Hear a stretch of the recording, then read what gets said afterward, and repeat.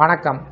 இந்த வீடியோவில் 65 வயதிற்கு மேற்பட்ட அரசு ஓய்வூதியர்களுக்கு கூடுதல் பென்ஷன் வழங்கப்படுவது சார்ந்து புதிய தகவல் குறித்து விவரங்களை பார்க்கலாம்.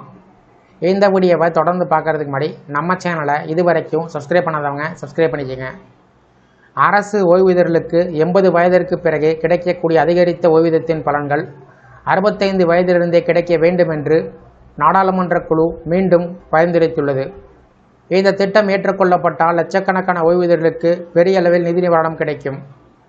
65 வயதிற்கு பிறகு கூடுதல் ஓய்வூதியம் கிடைத்தால் என்னென்ன நன்மைகள் கிடைக்கும், வயது அடிப்படையில் ஓய்வூதிய உயர்வு எவ்வாறு செயல்படுத்தப்படும், ஓய்வூதியர்கள் அதனுடைய நேரடி பலன்களை எவ்வாறு பெறுவார்கள் என்பது சார்ந்த அனைத்து விவரங்களையும் இந்த பதிவில் பார்க்கலாம்.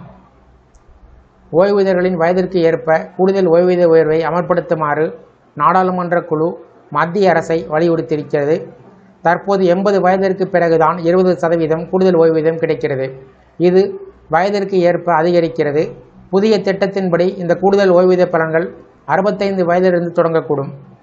65 வயதிற்கு பிறகு கூடுதல் ஓய்வூதியத்தை வழங்க தொடங்க வேண்டும் என்று நாடாளுமன்ற குழு பரிந்துரை ஏற்றுக்கொள்ளப்பட்டால் ஓய்வூதிய உயர்வு பின்வருமாறு இருக்கும். 65 வயதில் 5% கூடுதல் ஓய்வூதியம், 70 வயதில் 10% கூடுதல் ஓய்வூதியம், 75 வயதில் 15% கூடுதல் ஓய்வூதியம், 80 வயதில் 20% கூடுதல் ஓய்வூதியம். கடந்த பல ஆண்டுகளாக அரசு இத்திட்டத்தை கிடப்பில் போட்டு வருவதாக நாடாளுமன்ற குழு கண்டறிந்தது. இது போன்ற பரிந்துரைகள் இதற்கு முன்பும் செய்யப்பட்டன. ஆனால் அரசு அதில் எந்த உறுதியான நடவடிக்கையும் எடுக்கவில்லை.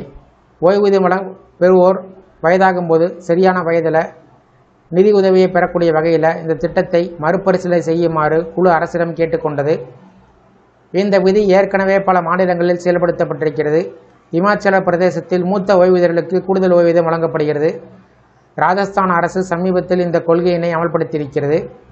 ஆனால் மத்திய அரசு ஓய்வூதியர்கள் இன்னும் இந்த சலுகைக்காக காத்திருக்கிறார்கள்.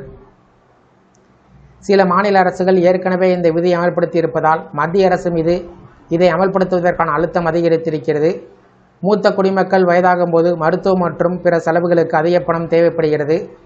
முதியோருடைய நிதி பாதுகாப்பை உறுதி செய்யக்கூடிய வகையில் அரசு இதை பரிசீலிக்கும் என்று நம்பப்படுகிறது. இந்த வீடியோ குறித்த உங்களுடைய கருத்துக்களை கமெண்ட் செக்ஷனில் கமெண்ட் பண்ணுங்கள். இந்த வீடியோ பிடிச்சிருந்தா வீடியோக்கு ஒரு லைக் பண்ணுங்கள். இந்த வீடியோவை உங்களுடைய நண்பர்கள் மற்றும் உறவினர்களுக்கும் ஷேர் பண்ணுங்கள். நன்றி.